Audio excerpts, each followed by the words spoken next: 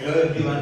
तो last video में हमने स्ट्रक्चरल आइसोमेरिज्म के बारे में देखा था। अब जो है stereo isomerism. Actually stereo isomerism जो है स्टीरियोमर्स से आया है। स्टीरियो का मतलब होता है स्पेस और इमर्स मेरोस से आया है जिसका मतलब होता है पार्ट।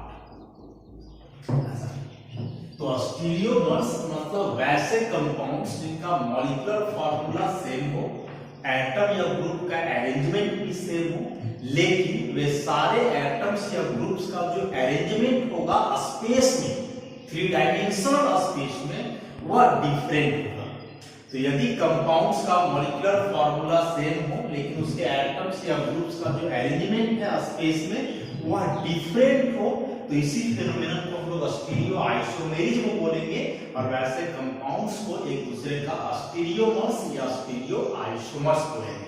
तो यहाँ मेन बात इस स्पेस को कंसीडर करना है। स्पेस में भी जनरली 3D स्पेस, नॉर्मली जो स्पेस हम लोग जानते हैं वैसे स्पेस के बारे में। यदि एटम्स या ग्रुप का अटैचमेंट एक जैसा हो लेकिन उनका अरेंजमेंट डिफरेंट हो स्पेस में, तो इसी बात को स्टीरियो आइसोमेरिज्म बोलेंगे। ऐसे कंपाउंड्स को स्टीरियोमर्स। जब हम लोगों ने शुरू में लिखा था आइसोमेरिज्म का सिलेबस, तो हम बताया कि स्टीरियो आइसोमेरिज्म जो है 2 टाइप का होता है, कॉन्फ़िगरेशनल और कन्फॉर्मेशनल। अभी हम लोग कॉन्फ़िगरेशनल के बारे में डील करेंगे। तो कॉन्फ़िगरेशनल आइसोमेरिज्म या कॉन्फ़िगरेशनल आइसोमर्स मतलब वैसे आइसोमर्स जिनको एक दूसरे में बदला जा सकता है। कैसे? तो बॉन्ड को तोड़ करके और फिर से नए बॉन्ड बना करके।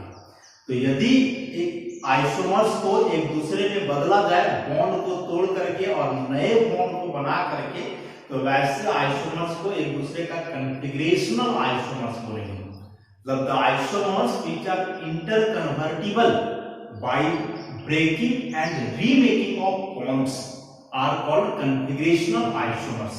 और उसी कॉन्फ़िगरेशनल आइसोमर्स का जो है टाइप है ऑप्टिकल आइसोमेरिज्म। ऑप्टिकल वर्ड जो है ना जनरली लाइट से रिलेटेड आता है। जैसा ऑप्टिक्स हम लोग पढ़ते हैं या फिर लाइट से रिलेटेड वर्ड जो है ऑप्टिकल को बता रहा है। तो ऑप्टिकल आइसोमेरिज्म क्या होता है उसको हम लोग डील करेंगे।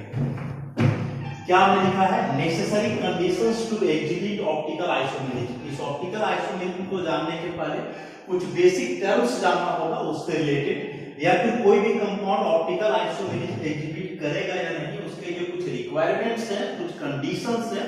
यदि वे सारे कंडीशंस फुलफिल होते हैं तो वह कंपाउंड ऑप्टिकल आइसोमेरिज्म एग्जीक्यूट करेगा, अदरवाइज नहीं करेगा। तो सबसे पहला पॉइंट कि the compound must rotate the plane polarized light, कि जो कंपाउंड है वह प्लेन पोलराइज्ड लाइट को रोटेट करना चाहिए। अब ये प्लेन पोलराइज्ड लाइट क्या है इसको आगे डील करेंगे। It should be non superimposable on its mirror image, कि जो कंपाउंड है वह अपने मिरर इमेज पे नॉन सुपरइम्पोजेबल होना चाहिए, मैच नहीं करना चाहिए। मतलब यहाँ एक नया टर्म हम लोग का आया, नॉन सुपरइम्पोजेबल मिरर इमेज।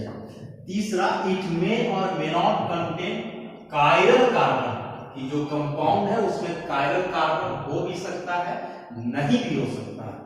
और लास्ट में कि it should lack the following elements of symmetry, को जो कंपाउंड है उसमें कुछ एलिमेंट्स ऑफ सिमेट्री नहीं होना चाहिए। लैक मतलब कमी, नहीं होना चाहिए।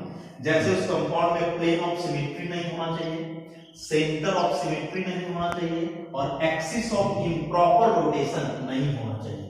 ये सारे टर्म्स को जो है हम लोग एक एक करके डील करेंगे। मतलब प्लेन पोलराइज्ड लाइट को डील करेंगे, नॉन सुपरइम्पोजेबल मिरर इमेज को डील करेंगे, कायरल कार्बन को डील करेंगे और लास्ट में एलिमेंट ऑफ सिमेट्री को। तो ये सारे बेसिक टर्म्स हुए ऑप्टिकल आइसोमेरिज्म से रिलेटेड। तो जब ये सारे टर्म्स को हम लोग डील कर लेंगे उसके बाद सारी बातें समझ में आ जाएंगी कि ऑप्टिकल आइसोमेरिज्म होता क्या है। तो सबसे पहले इसमें हमने देखा प्लेन पोलराइज्ड लाइट, शॉर्ट में इसको पीपीएल लिखते हैं। क्या लिखे इसके बारे में? Light having vibrations in only one plane, कि वैसा लाइट जिसका वाइब्रेशन एक प्लेन में हो, तो वैसे लाइट को हम बोलेंगे प्लेन पोलराइज्ड लाइट। एक्चुअली जो ऑर्डिनरी लाइट होता है ना, ऑर्डिनरी लाइट करने का मतलब सनलाइट, उसमें बहुत सारे वेव्स होते हैं अलग अलग वेवलेंथ का। अब चूंकि अलग अलग वेव्स है तो ऑब्वियसली उनका वेवलेंथ भी अलग अलग होगा, और वेवलेंथ अलग होने के चलते उनका जो वाइब्रेशन है और वाइब्रेशन भी जो है अलग अलग प्लेन में होता है। तो एक ऑर्डिनरी लाइन जो कि डिफरेंट वेव्स और अलग अलग वेवलेंथ के होते हैं, और एक होता है मोनोक्रोमेटिक लाइट। तो मोनोक्रोमेटिक लाइट, मोनो का मतलब होता है एक, और क्रोम का मतलब होता है कलर। कलर मतलब यहाँ वेवलेंथ हम लोग समझ सकते हैं। तो मोनोक्रोमेटिक लाइट मतलब वैसा लाइट जिसमें जो वेव्स हो एक ही वेवलेंथ के हो, तो उनको हम लोग बोलेंगे मोनोक्रोमेटिक लाइट। तो आइदर मोनोक्रोमेटिक लाइट हो या फिर ऑर्डिनरी लाइट हो, दोनों में बात कॉमन क्या है कि उनके जो वेव्स होते हैं उनका वाइब्रेशन जो है हर एक प्लेन में होता है, और वह प्लेन जो है उनके डायरेक्शन ऑफ प्रोपगेशन के परपेंडिकुलर होता है। लेकिन जब ऐसे लाइट को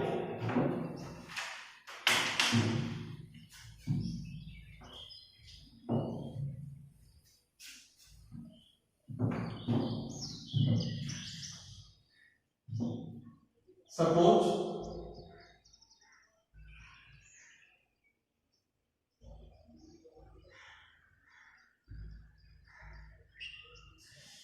या ऑर्डिनरी लाइट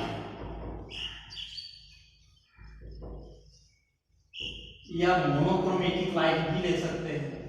मोनोक्रोमेटिक लाइट, ये मोनो का मतलब होता है एक, और ये क्रोम का मतलब कलर। कलर यहां हम लोग वेवलेंथ से भी कंसीडर कर सकते हैं। मान लें कि इस लाइट का जो प्रोपगेशन है वह इस डायरेक्शन में है, इस डायरेक्शन में लाइट आगे बढ़ रहा है इस तरफ, तो इसका प्रोपगेशन का डायरेक्शन ऐसा हुआ और इसका वाइब्रेशन जो है इसके परपेंडिकुलर डायरेक्शन से होगा। तो आइदर ऑर्डिनरी लाइट या फिर मोनोक्रोमेटिक लाइट। तो ऑर्डिनरी लाइट में हमने क्या बताया कि ऑर्डिनरी लाइट में जो वेव्स होते हैं अलग अलग वेवलेंथ्स के होते हैं, लेकिन मोनोक्रोमेटिक लाइट में जो वेव्स होते हैं उनका वेवलेंथ एक ही होता है, सेम वेवलेंथ होता है। अब आइदर ऑर्डिनरी लाइट या फिर मोनोक्रोमेटिक लाइट, दोनों में एक बात कॉमन हुआ कि दोनों का जो वेव्स होगा उसका वाइब्रेशन जो है ना वह हर प्लेन में होगा, हर एक डायरेक्शन में होगा, और वह जो प्लेन होगा इसके डायरेक्शन ऑफ प्रोपगेशन का परपेंडिकुलर होगा। तो ये हुआ ऑर्डिनरी लाइट या मोनोक्रोमेटिक लाइट। अब जब ऐसे लाइट को हम लोग पास करवाते हैं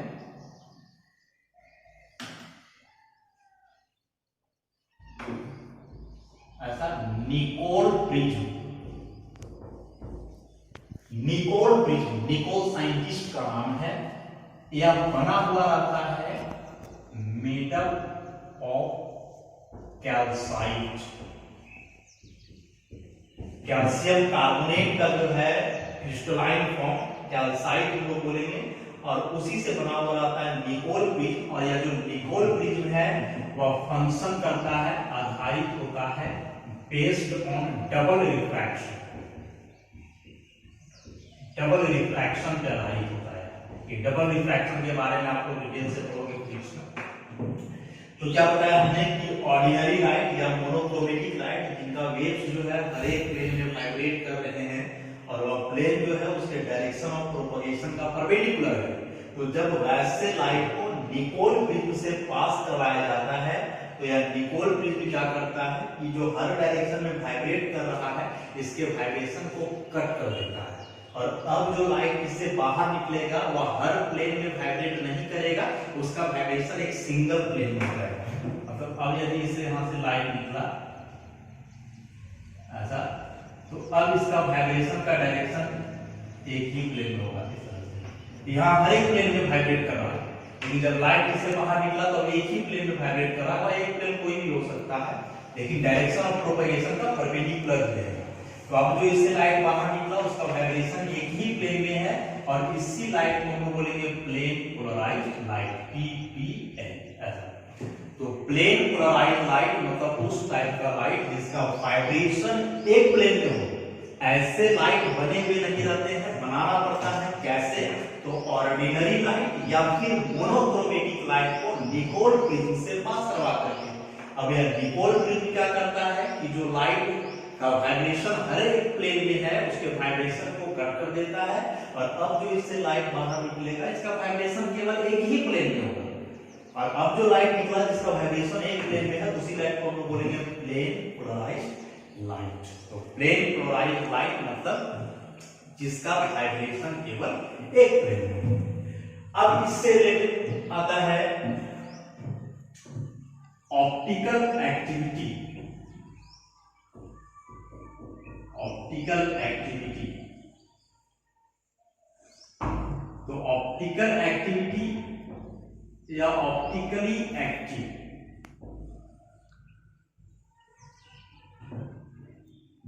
अब ये ऑप्टिकली एक्टिव सब्सटेंस क्या होता है? तो ऑप्टिकली एक्टिव सब्सटेंस मतलब वैसे सब्सटेंस जो प्लेन पोलराइज्ड लाइट को रोटेट कर सके। तो वैसे सब्सटेंस को हम लोग बोलेंगे ऑप्टिकली एक्टिव सब्सटेंस। कि यदि कोई सब्सटेंस प्लेन पोलराइज्ड लाइट को रोटेट कर सके, रोटेशन का डायरेक्शन कोई भी हो सकता है, आइदर क्लॉकवाइज और एंटी क्लॉकवाइज, वो मैटर नहीं करता है, लेकिन यदि कोई सब्सटेंस प्लेन पोलराइज्ड लाइट को रोटेट करता हो तो वैसे सब्सटेंस को हम लोग बोलेंगे ऑप्टिकली एक्टिव सब्सटेंस। तो if the substance is capable of rotating the plane of PPL, plane polarized light, then it is called optically active substance and this property is called optical activity। और यदि कोई substance plane polarized light को rotate नहीं करता हो तो वैसे substance को बोलेंगे ऑप्टिकली इनएक्टिव सब्सटेंस। और प्रॉपर्टी ऑप्टिकल इनएक्टिविटी का रहेगा। तो ऑप्टिकली एक्टिव मतलब ऐसा सब्सटेंस जो प्लेन पोलराइज्ड लाइट को रोटेट करता है, ऑप्टिकली एक्टिव सब्सटेंस कहलाएगा। और इस प्रॉपर्टी मतलब लाइट को रोटेट करने का जो प्रॉपर्टी है वो कहलाएगा ऑप्टिकल एक्टिविटी। तो यहाँ से हमने देखा था कि ऑर्डिनरी लाइट को जब निकोल ट्यूब से पास करवाते हैं तो जो लाइट बाहर निकलता है उसका वाइब्रेशन एक प्लेन में होता है, और ऐसे लाइट को हम बोलते हैं प्लेन पोलराइज्ड लाइट। अब यदि इस प्लेन पोलराइज्ड लाइट को सपोज हम लोग पास करवाते हैं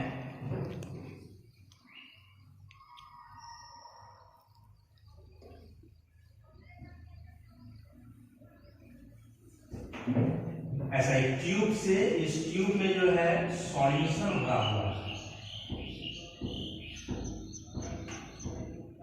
इसको हम बोलेंगे पोलारीमीटर ट्यूब। इसमें क्या है तो containing the solution of an optically active substance, optically active substance। तो यहाँ जो प्लेन पोलराइज्ड लाइट है इसको हम लोग इस पोलारीमीटर ट्यूब से पास करवा रहे हैं। इस पोलारीमीटर ट्यूब में जो है एक वैसा सब्सटेंस का सॉल्यूशन भरा हुआ है जो ऑप्टिकली एक्टिव है। ऑप्टिकली एक्टिव सब्सटेंस के बारे में मैंने क्या बताया कि उस टाइप का सब्सटेंस जो प्लेन पोलराइज्ड लाइट को रोटेट करता हो। मतलब अब जब लाइट इससे बाहर निकलेगा इसका ओरिजिनल डायरेक्शन ऐसा नहीं होगा, वह लाइट रोटेट कर चुका रहेगा ऐसा। मतलब सपोज इसका प्रोपगेशन का डायरेक्शन हुआ तो इस लाइट का ओरिजिनल डायरेक्शन अभी ऐसा वर्टिकल है। देखिए अब क्या होगा कि जब लाइट इससे बाहर निकलेगा, क्योंकि यहाँ जो सॉल्यूशन हमने लेकर के रखा है वो ऑप्टिकली एक्टिव सब्सटेंस है, इसको रोटेट करेगा। तो रोटेशन आइदर क्लॉकवाइज हो सकता है ऐसे, या फिर रोटेशन ऐसा एंटी क्लॉकवाइज हो सकता है। ऐसा clockwise rotation, anti clockwise rotation दोनों तरफ से हो सकता है। और तो चूंकि यहाँ ऑप्टिकली एक्टिव सब्सटेंस था इसलिए वह सब्सटेंस क्या किया कि प्लेन पोलराइज्ड लाइट को ऐसे रोटेट कर दिया, आइदर क्लॉकवाइज या फिर एंटी क्लॉकवाइज। यदि यहाँ जो सब्सटेंस था वो ऑप्टिकली इनएक्टिव रहता तो यह लाइट को रोटेट नहीं करता, जो डायरेक्शन लाइट का यहाँ था वही डायरेक्शन यहाँ आ जाता। लेकिन ऐसा नहीं है, क्योंकि ऑप्टिकली एक्टिव सब्सटेंस हमने लेकर के रखा है इससे जो है लाइट रोटेट कर दिया। ये जो एंगल है इसको हम बोलते हैं अल्फा एंगल ऑफ रोटेशन। अब दो बातें यहाँ पे आई कि जो लाइट का रोटेशन है यहाँ क्लॉकवाइज डायरेक्शन में हो रहा है राइट साइड, और यहाँ जो लाइट का रोटेशन हो रहा है वह लेफ्ट साइड हो रहा है, मतलब एंटी क्लॉकवाइज डायरेक्शन में। तो यदि कोई सब्सटेंस प्लेन पोलराइज्ड लाइट को राइट साइड रोटेट करता हो, मतलब क्लॉकवाइज डायरेक्शन में तो ऐसे सब्सटेंस को बोलते हैं डेक्स्ट्रो रोटेटरी। और यदि कोई सब्सटेंस प्लेन पोलराइज्ड लाइट को लेफ्ट साइड रोटेट करता हो तो ऐसे सब्सटेंस को बोलेंगे लेवो रोटेटरी। डेक्स्ट्रो का मतलब होता है राइट, लेवो का मतलब होता है लेफ्ट। तो क्या बताया हमने कि यदि कोई सब्सटेंस प्लेन पोलराइज्ड लाइट को राइट साइड रोटेट करता हो तो डेक्स्ट्रो रोटेटरी, डेक्स्ट्रो आया है डेक्स्टर से जिसका मतलब राइट, और रोटेटरी माने रोटेट करने वाला, तो राइट साइड रोटेट करने वाला डेक्स्ट्रो रोटेटरी और लेफ्ट साइड रोटेट करने वाला लेवो रोटेटरी। इसको हम लोग और भी लेवो रोटेटरी लिखते हैं, या फिर एल फॉर स्मॉल एल, या फिर माइनस। वैसे यहां डेक्स्ट्रो रोटेटरी को हम लोग डी फॉर्म लिखते हैं, स्मॉल डी, या फिर प्लस फॉर्म। तो चैप्टर्स हम लोग आगे पढ़ेंगे, कहीं याद आएगा ऐसा लिखा हुआ डी फॉर्म या प्लस फॉर्म, तो ऐसा प्लस या स्मॉल डी लिखा हुआ है, इसका मतलब हम लोग को समझ करके रखना है कि वह सब्सटेंस ऑप्टिकली एक्टिव है जो प्लेन पोलराइज्ड लाइट को राइट साइड रोटेट कर रहा है। और यदि कहीं एल या माइनस फॉर्म लिखा हुआ है तो इसका मतलब हुआ कि वह सब्सटेंस भी ऑप्टिकली एक्टिव है जो पीपीएल को लेफ्ट साइड रोटेट कर रहा है। एक बार मैं समराइज करता है इसको, ऑप्टिकली एक्टिव सब्सटेंस मतलब वह सब्सटेंस जो प्लेन पोलराइज्ड लाइट को रोटेट कर सके। If a substance is capable of rotating the plane polarized light, it is called an optically active substance, and this property of rotating the PPL is called optical activity. अब यदि कोई substance, if a substance rotates the plane of PPL in clockwise direction, right side, तो इस substance को हम लोग बोलेंगे dextro rotatory, D for या plus for. And if the substance rotates the plane of PPL in anti-clockwise direction, left side, then it is called levo rotatory, L for or minus for। तो बहुत ही basic और important terms हैं जो आगे हम लोग chapters पढ़ेंगे, biomolecules वगैरह, वे सारे चैप्टर्स में सब टर्म जो है रिपीट करेंगे। तो ऑप्टिकल एक्टिविटी के बारे में हमने देख लिया, प्लेन पोलराइज्ड लाइट वगैरह कुछ आ गया। अब यहाँ ये जो अल्फा है जिसको हम लोग एंगल ऑफ रोटेशन बोलेंगे,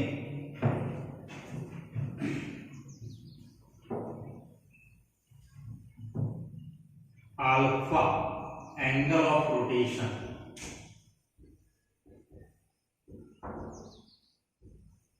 तो इस अल्फा का वैल्यू जो है किस पे डिपेंड करेगा?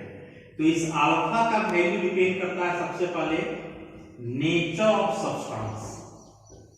नेचर ऑफ सब्सटेंस मतलब ऑप्टिकली एक्टिव सब्सटेंस जो हमने लेकर के रखा है, ऑप्टिकली एक्टिव सब्सटेंस। उसके बाद पाथ लेंथ,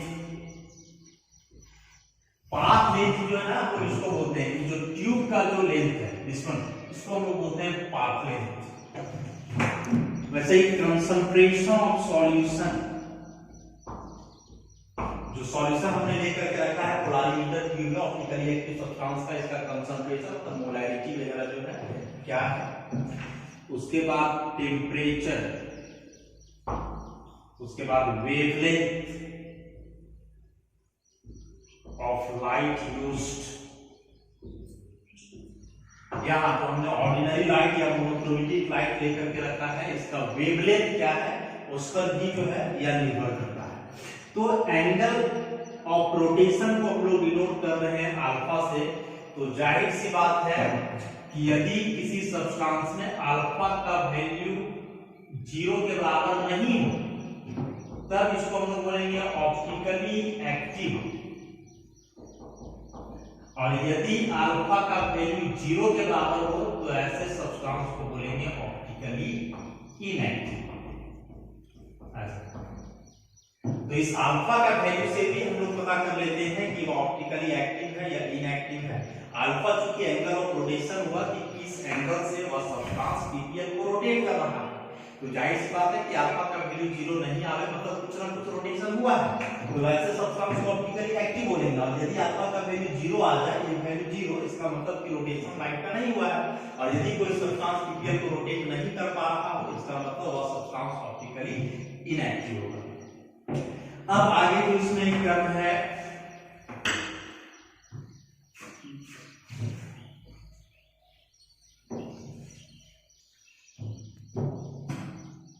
कायरलिटी।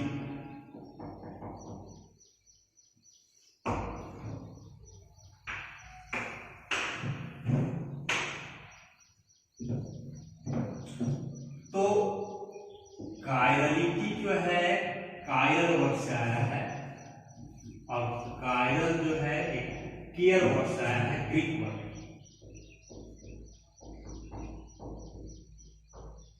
इसका मतलब होता है हैंड। तो कायरलिटी का मतलब हो जाएगा हैंडेडनेस, हाथ की तरह। तो कायरलिटी, कायरल जो कि केयर नामक एक ग्रीक वर्ड से आया है जिसका मतलब होता है हैंड, हाथ। तो कायरलिटी का मतलब हुआ हैंडेडनेस, मतलब हाथ की तरह। अब यहां इस हाथ का इस्तेमाल क्यों किया गया है इसको हम लोग समझेंगे।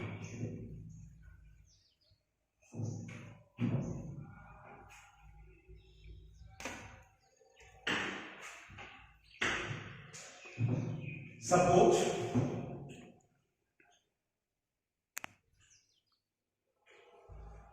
एक लेटर लिखते हैं यहां ए, और ये मिरर है।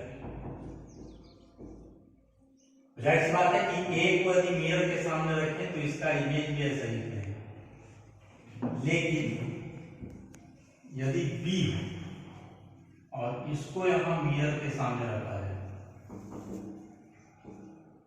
तो फिर इसका इमेज ऐसा बन जाएगा। तो इसमें हमने क्या देखा कि जैसा ऑब्जेक्ट वैसा ही उसका इमेज, दोनों आइडेंटिकल है, डिस्टिंक्शन नहीं हो पा रहा है। लेकिन यहाँ ऐसा नहीं है, ऑब्जेक्ट का जो इमेज बना है ना उल्टा बना है। तो इस इमेज को हम लोग बोलेंगे super imposable mirror images. Super imposable mirror images. और यहां जो बना है इसको हम लोग बोलेंगे non super imposable, non super imposable mirror images. Super imposable का एक्चुअली मतलब मैचिंग, जो मैच कर रहे हैं। तो यहाँ दोनों चीज मैच कर रहा है, मैचिंग है, इसलिए सुपर इम्पोजेबल मिरर इमेज। और यहाँ मैच नहीं कर रहा, अपोजिट है, इसलिए नॉन सुपर इम्पोजेबल मतलब नॉट मैचिंग। तो एक कायरलिटी जो कायरल वर्ड आया है इसका मतलब क्या है कि कोई मॉलिक्यूल या फिर कोई वस्तु, कोई ऑब्जेक्ट को हम लोग कायरल बोलेंगे कब, जब उसका mirror image non super imposable हो। मतलब यह मॉलिक्यूल और an object is said to be chiral if it is non super imposable on its mirror image. यदि कोई सब्सटेंस अपने मिरर इमेज में नॉन सुपर इम्पोजेबल हो जाए तो वैसे ऑब्जेक्ट या वैसे कंपाउंड को हम लोग कायरल बोलेंगे। और यदि वो अपने मिरर इमेज पर सुपर इम्पोज कर जाए, मैच कर जाए, तो वैसे ऑब्जेक्ट को कायरल। तो चूंकि यहाँ mirror image non super imposable है इसलिए इसको हम लोग बोलेंगे कायरल। और यहाँ जो है नॉन सुपर इम्पोज कर गया इसलिए कहलाएगा कायरल। तो अब जो भी हमने बताया कि जो कायरल बनाया है कियर, हैंड, और कायरलिटी का मतलब हैंडेडनेस। तो हाथ का इस्तेमाल क्यों किया गया? जैसे हैंड वाले हैंड, तो हम लोग ऑब्जर्व करते हैं ना कि यदि इस लेफ्ट हैंड को मिरर के सामने रखोगे तो इसका इमेज ऐसा बनेगा। मतलब अभी जो इसमें अंगूठा इधर दिख रहा है उसमें इस तरफ दिखेगा। तो ये दोनों जो है ना एक दूसरे का non super imposable mirror image है।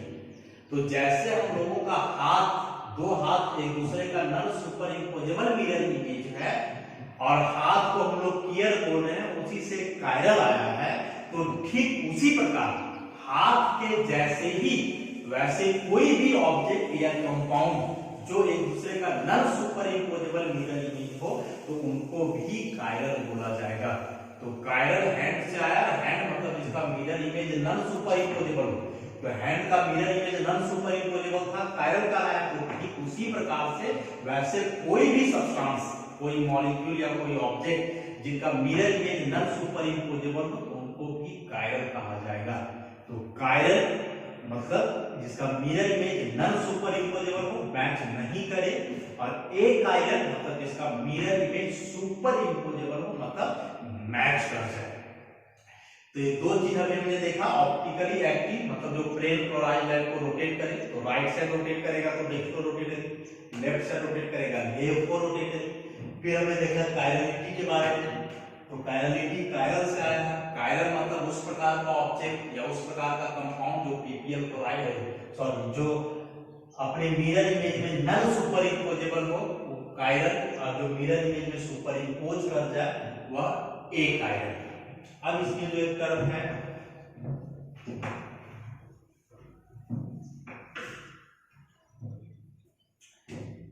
कायरल कार्बन,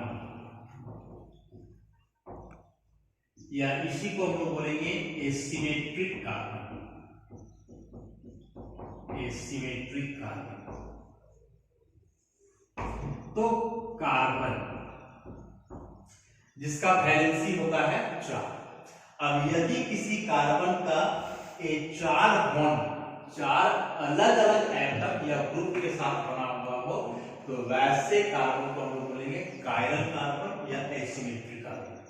कि if your carbon is attached with 4 different atoms और groups then it is called chiral carbon. Suppose कि यहाँ P जुड़ा हुआ है, यहाँ Q जुड़ा हुआ है, यहाँ R जुड़ा हुआ है, यहाँ S, तो ये चारों ग्रुप अलग अलग हुआ, इसलिए इस कार्बन को हम बोलेंगे कायरल कार्बन। कायरल कार्बन को जनरली ऐसे मार्क करके दिखाया जाता है, कायरल कार्बन।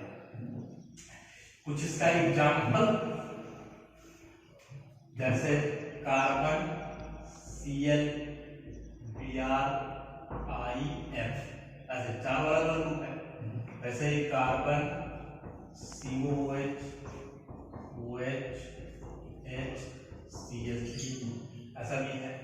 तो यहाँ ये सब कायरल कार्बन, क्योंकि चारों ग्रुप अलग अलग है, यहाँ भी चारों ग्रुप अलग है, यहाँ भी चारों ग्रुप अलग है। तो यदि किसी कार्बन का चारों वैलेंसी चार अलग अलग एटम्स या ग्रुप से सैटिस्फाइड हो तो वैसे कार्बन को हम लोग बोलेंगे कायरल कार्बन।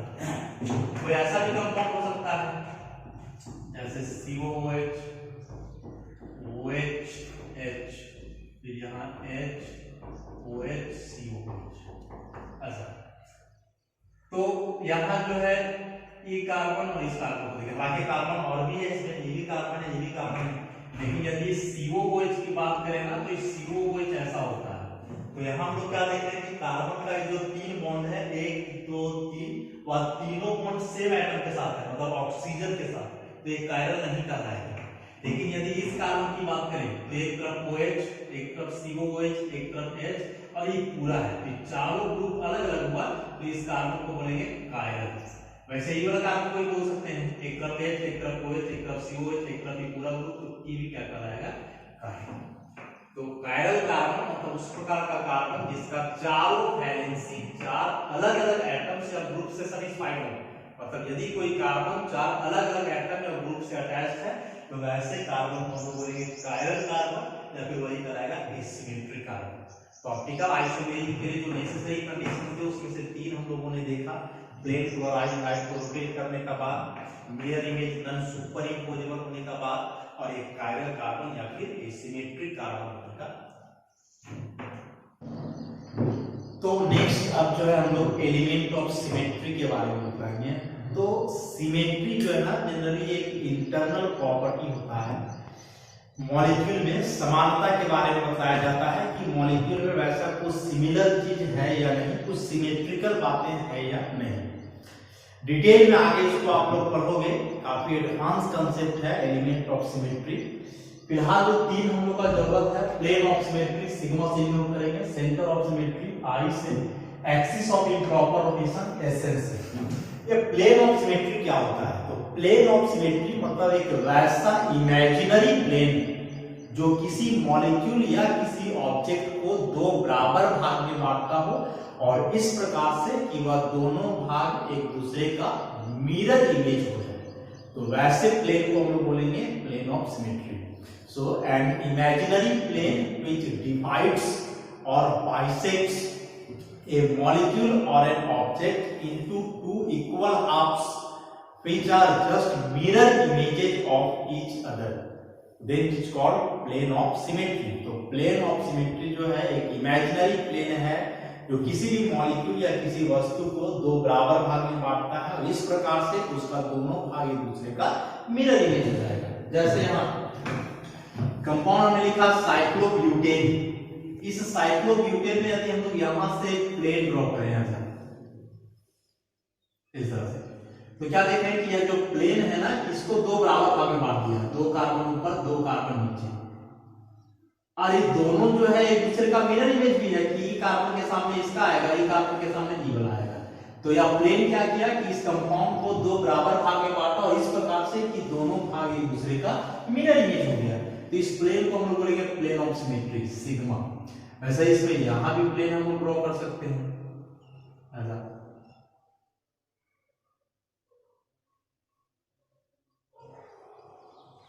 इस तरह से। तो यह भी प्लेन जो है इसको दो बराबर भाग में बांट रहा है, दोनों भाग एक दूसरे का मिरर इमेज, इसे इसको भी बोलेंगे प्लेन ऑफ सिमेट्री। या फिर ऐसे भी दिखा सकते हैं हम, तो यह भी कहलाएगा प्लेन ऑफ सिमेट्री। तो प्लेन ऑफ सिमेट्री मतलब जो किसी मॉलिक्यूल या ऑब्जेक्ट को दो बराबर भाग में बांटे और इस प्रकार से कि दोनों भाग एक दूसरे का मिरर इमेज हो जाए, तो वह कहलाएगा प्लेन ऑफ सिमेट्री। अब किसी मॉलिक्यूल या ऑब्जेक्ट में प्लेन ऑफ सिमेट्री एक से अधिक भी हो सकते हैं, जैसे यहां ही हमने देखा तीन प्लेन ऑफ सिमेट्री को दिखाए हैं। वैसे ही एसिड आयनिन यहां भी सेम केस है, यदि इसको हम लोग यहां से बाइसेक्ट करें तो ये दो बराबर भाग में दोनों एक दूसरे का मिरर इमेज, तो सिग्मा प्लेन ऑफ सिमेट्री। वैसे ही इसको हम लोग यहां से भी डिवाइड करें ऐसा, तो ये भी हो जाएगा सिग्मा प्लेन ऑफ सिमेट्री। वैसे ही पारा डाइक्लोरोबेंजीन यदि इसको यहां से हम लोग डिवाइड करें, प्लेन ऑफ सिमेट्री, दोनों बराबर भाग है, दूसरे का मिरर इमेज भी है। वैसे यहां से भी डिवाइड कर सकते हैं, ऐसे भी डिवाइड कर सकते हैं ऐसा। तो ये सब जो दो बराबर भाग में बांट करके दूसरे का मिरर इमेज बना रहा है, ये सब कहलाएगा प्लेन ऑफ सिमेट्री।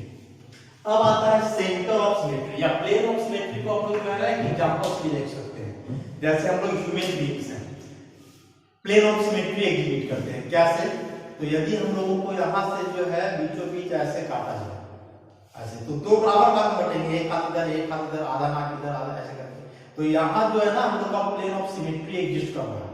लेकिन यदि ऐसे काटा जाए तो फिर नहीं होगा, नीचे अलग है ऊपर अलग है, तो यहाँ से हम लोग का प्लेन ऑफ सिमेट्री नहीं है। लेकिन इस एंगल से देखा जाए तो प्लेन ऑफ सिमेट्री है। तो अलग अलग एंगल से जो है प्लेन ऑफ सिमेट्री हो भी सकता है, नहीं। अब क्योंकि हम लोग सारे ह्यूमन बीइंग्स के अंदर प्लेन ऑफ सिमेट्री है, मतलब एलिमेंट ऑफ सिमेट्री है, और जिसमें एलिमेंट ऑफ सिमेट्री होता है ना वो ऑप्टिकली एक्टिव नहीं होता है, मतलब हम लोग जो है ऑप्टिकल आइसोमेरिक एक्टिविटी नहीं करेंगे, प्लेन ऑफ सिमेट्री कहलाते हैं। अब आता है सेंटर ऑफ सिमेट्री, आई से डिनोट करते हैं। तो सेंटर ऑफ सिमेट्री जो है ना किसी भी मॉलिक्यूल या ऑब्जेक्ट के अंदर एक वैसा पॉइंट जिस पॉइंट से यदि अपोजिट डायरेक्शन में लाइन खींचा जाए तो बराबर दूरी पर सेम चीज मिले। तो यदि किसी मॉलिक्यूल या ऑब्जेक्ट के अंदर कोई पॉइंट लेकर के उस पॉइंट से अपोजिट डायरेक्शन में लाइन खींचा जाए और यदि इक्वल डिस्टेंस पर आइडेंटिकल ग्रुप मिले, मतलब बराबर दूरी पर सेम चीज मिले, तो उस पॉइंट को बोलेंगे plane of centre of symmetry. जैसे कार्बन डाइऑक्साइड लीनियर शिफ्ट होता है, यदि यहां हम लोग पॉइंट माने कार्बन के पास, तो क्या देख रहे हैं कि कार्बन से इधर जा रहे हैं तो ऑक्सीजन मिला, इस तरफ भी आ रहे हैं तो ऑक्सीजन ही मिल रहा है, तो बराबर दूरी पर सेम चीज मिल रहा है, तो बोलेंगे कि यहाँ कार्बन के पास सेंटर ऑफ सिमेट्री है। वैसे HCl4 में ये जेनॉन के पास यदि पॉइंट लिया जाए तो इधर जा रहे हैं तो क्लोरीन उतना ही अपोजिट ऑफ फ्लोरीन, इधर भी गए फ्लोरीन उतना ही अपोजिट ऑफ फ्लोरीन, तो यहाँ जेनॉन के पास सेंटर ऑफ सिमेट्री है। CCl4 टेट्राहेड्रल शेप है, यदि यहाँ कोई पॉइंट माने तो इधर क्लोरीन लेकिन इस डायरेक्शन में कुछ नहीं मिल रहा है, इधर क्लोरीन इस डायरेक्शन में कुछ नहीं मिल रहा है, तो बोलेंगे कि यहाँ सेंटर ऑफ सिमेट्री नहीं है। वैसे BF3 यहाँ पॉइंट मान लें तो इधर क्लोरीन मिला, इधर जा रहे हैं तो कुछ नहीं मिल रहा है हमको, इसका मतलब कि यहाँ भी सेंटर ऑफ सिमेट्री नहीं है। लेकिन यहाँ फिनॉल पाराडाइहाइड्रोक्सीबेंजीन, यदि यहाँ कोई पॉइंट ले लें हम लोग तो इस डायरेक्शन में जो मिला वही इधर मिला, इस डायरेक्शन में जो मिला वही इधर, और इधर जो चीज मिल रहा है वही इधर मिल रहा है। तो इस पॉइंट से अपोजिट डायरेक्शन में लाइन खींच रहे हैं तो इक्वल डिस्टेंस पर आइडेंटिकल ग्रुप मिल रहा है, तो इस पॉइंट को हम बोलेंगे सेंटर ऑफ सिमेट्री। तो सेंटर ऑफ सिमेट्री मतलब किसी भी मॉलिक्यूलर ऑब्जेक्ट के अंदर वह पॉइंट जिस पॉइंट से यदि अपोजिट डायरेक्शन में लाइन खींचा जाए तो इक्वल डिस्टेंस पर आइडेंटिकल ग्रुप मिले तो उसको हम बोलेंगे सेंटर ऑफ सिमेट्री। और एक लास्ट है एक्सिस ऑफ इंप्रॉपर रोटेशन। ऐसे जनरली इसमें दो ऑपरेशन होता है, रोटेशन प्लस रिफ्लेक्शन। एक कंपाउंड हमने यहां लेकर के रखा है, इस साइक्लोब्यूटेन का रिंग है और इसमें अल्टरनेट पोजीशन पे CH3 लगा हुआ है। नंबरिंग कर दे, कार्बन नंबर 1 2 3 और 1 4। और यहां जो है रिंग के बीचों बीच जो है हम लोग कोई एक्सिस ड्रॉ कर देते हैं और मान लें कि जो है या जेड एक्सिस है, ऐसा समझा जाए इसको कि फ्लैट रिंग है और इसमें हमने ऐसा जेड एक्सिस जो है डुबा करके रखा है। अब यहाँ जो इसका 4 कॉर्नर में 4 ग्रुप रहेगा इस तरह से, ऐसा। अब क्या करना है कि इसको क्लॉकवाइज रोटेट करना 90 डिग्री से। तो यदि 90 डिग्री से रोटेट करेंगे ये ग्रुप जो यहाँ आ जाएगा, मतलब इसका रोटेशन ऐसा हो जाएगा। वही कि यहाँ जेड एक्सिस के अराउंड 90 डिग्री से ऐसा रोटेट किए हैं। तो चूंकि साइक्लोब्यूटेन रिंग है ना, यहाँ का जो एंगल बनेगा 90 डिग्री ही बनेगा। तो 90 डिग्री से रोटेट करने का मतलब कि जो 1 वाला ग्रुप है 2 के पास आ जाएगा, 2 वाला 3 के पास, 3 वाला 4 के पास, ऐसा।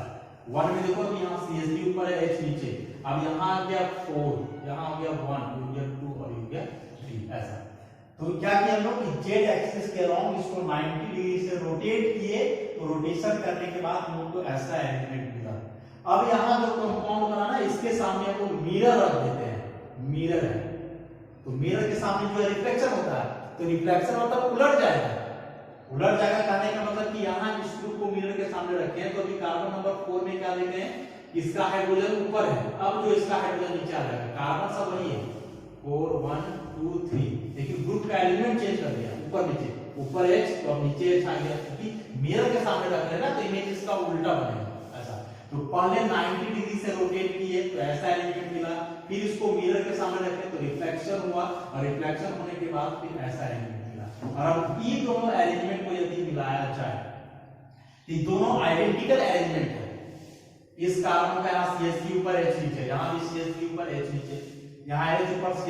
तो ये दोनों एलिमेंट को यदि देखा जाए तो ये दोनों जो है ना आइडेंटिकल एलिमेंट है। कि जैसा एलिमेंट इस पूरे कंपाउंड का यहाँ है वैसे ही यहाँ है। इस कार्बन से मतलब नहीं है हम लोग को कि कार्बन नंबर 1 यहाँ था तो इसमें नीचे आ गया, तो मैटर नहीं करता, क्योंकि सब कार्बन है तो आइडेंटिकल ही है। यहाँ नंबरिंग हम लोग केवल समझाने के लिए किए। तो ये दोनों जो है आइडेंटिकल एलिमेंट हुआ। तो पहले रोटेशन, बाद में रिफ्लेक्शन, और ऐसा करने के बाद जो यहाँ एलिमेंट आ गया वो आइडेंटिकल आ गया। तो इसी को हम लोग बोलेंगे एक्सिस ऑफ इम्प्रॉपर रोटेशन। मतलब इस कंपाउंड में जो है ना वो एक्सिस ऑफ इम्प्रॉपर रोटेशन है। यहाँ रोटेशन हम लोग किए बिना से 90 डिग्री से, तो 90 डिग्री को लिख सकते हैं 360/4, ऐसा। तो इसको हम लोग बोलेंगे C4 एक्सिस ऑफ सिमेट्री। और यहाँ रिफ्लेक्शन मतलब प्लेन ऑफ सिमेट्री सिग्मा। तो इस C4 इंटू सिग्मा करेंगे इसको हम लोग, तो इसको S4 लिख सकते हैं। तो यहाँ जो हमने SL करके रखा है ये S4 जो है ना, तो यहाँ डिग्री ऑफ रोटेशन को बताता है कि कैसा रोटेशन किया गया है उसके आधार पर।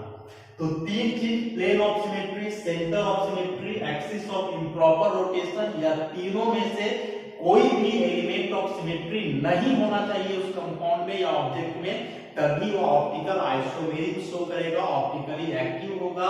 और यदि तीनों में से कोई एक भी आ जाता है तो वह ऑप्टिकली एक्टिव नहीं होगा, वह ऑप्टिकल आइसोमेरिक शो नहीं करेगा।